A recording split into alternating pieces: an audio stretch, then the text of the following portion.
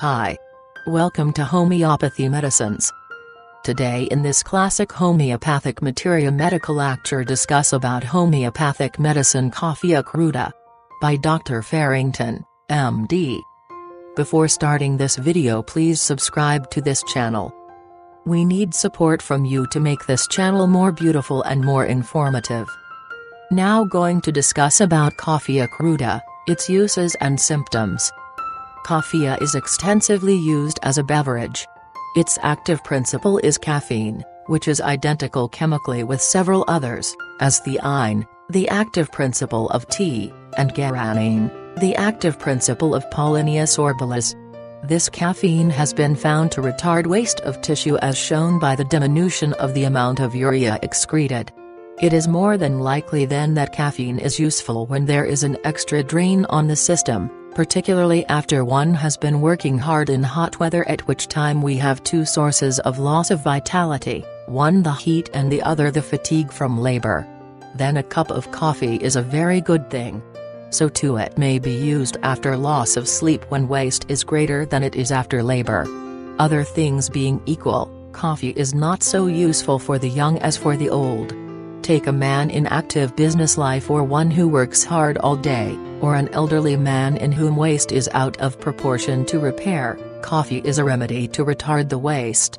This is the reason, I doubt not, why it is almost instinctive on the part of workmen to fall back on coffee as a beverage, because it gives them what their food will not, a certain amount of strength and an antidote to the wear and tear of labor. What are the effects of caffeine on the system? These bear a certain resemblance to strychnia, for it seems to excite reflex action and, if persistently given, tetanus as well.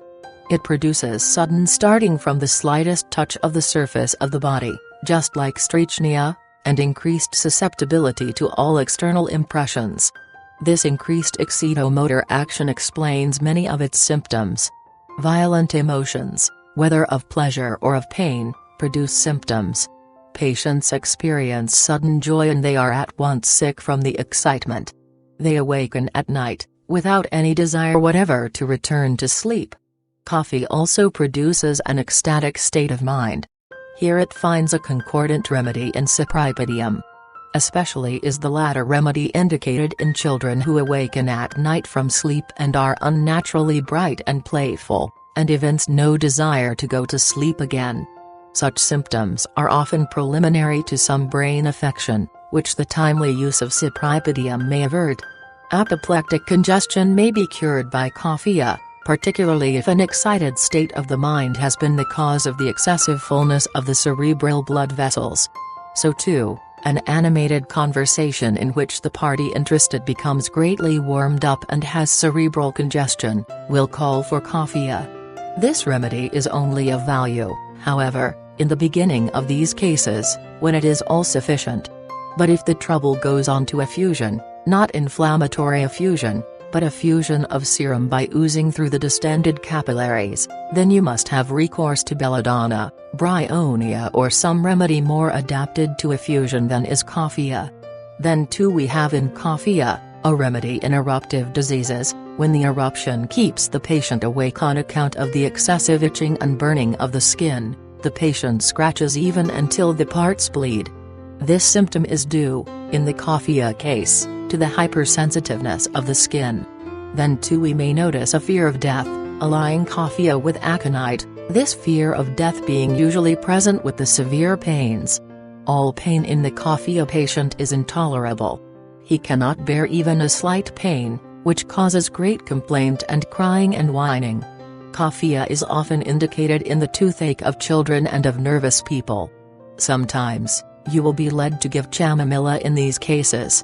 You find the mental symptoms indicating that drug, yet it does no good or it affords but partial relief. You may give chamomilla when the face is red, when the child cannot bear the least pain and is cross and irritable, and when cold water in the mouth relieves for an instant. But if cold water relieves permanently, coffea is the remedy. The senses are all too acute under coffea, not only the sense of touch but that of sight also. Under the stimulating influence of this remedy, the patient may see a fine print with a degree of distinctness altogether unnatural. Distant noises seem to be magnified. But there is an opposite to this condition produced by coffea, and this opposite embraces those symptoms coming from its secondary action or one of depression. We find it acting on the circulation in this way. At first, it seems to increase the frequency of the pulse, showing that there is increased action of the heart. Now, it must be remembered that this increased frequency of the pulse is not attended with an increase of force as under aconite, bryonia and baptisia. So you see that the stimulation is not genuine. On the contrary, it weakens the heart muscle. So that after a while, if this drug be given long enough or if coffee be indulged in as a beverage to excess, the heart exhibits a tendency to dilate. We find coffea also indicated in diarrhea, particularly that occurring among housewives, those who have a great deal of care and trouble in the management of the household. Then remember also the use of coffea for fatigue arising from long journeys and especially during a heated term. And this reminds me to speak to you of the similarity between the effects of aconite and foes of protracted heat. The effect on the circulation is nearly the same in either case. At first the pulse is increased and finally the heart muscle weakens. At last, there are languor, drowsiness and even stupor. As analogous to coffea, I would like to mention 2 or 3 other drugs that have recently been proved. Pipermethysticum, also called kavakava and awasamoa, is largely used in Polynesia as a beverage. It has also been proved as a medicine. Its effects seem to be something like those of coffee, as it produces at first a feeling of buoyancy or tension, as though every nerve were strung up to its highest pitch. The prover feels that he can work hard without fatigue. If these effects reach their extremes, there is a feeling of mental tension as though the head were large, almost full to bursting. There is dizziness also, dizziness on closing the eyes or on directing the attention to any object. The vessels of the brain and particularly those about the base of the brain feel full as if ligated, that is the symptom given in the language of the prover. Thus far you see it is something similar to coffea. But the reverse effects quickly follow the use of piper, and this reverse is characterized by what we may call brain fag.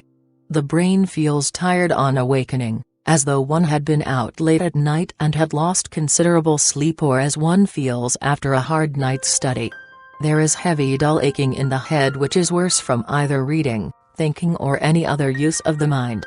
The mental symptoms, be they those of excitement or of depression, are relieved by diversion of the mind. Further than this, piper seems to produce convulsions, and it has cured them. The spasms simulate those of catalepsy. The mind is tired and yields to the least pressure. There is oversensitiveness to all external impressions. Thanks for watching this video.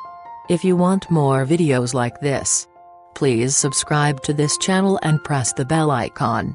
Comment us your feedback. Like and share this video with your friends and family. For paid and free consultancy online, visit homeopathymedicines.com and mashclinic.com. Thank you. Have a nice day. Stay healthy, stay happy.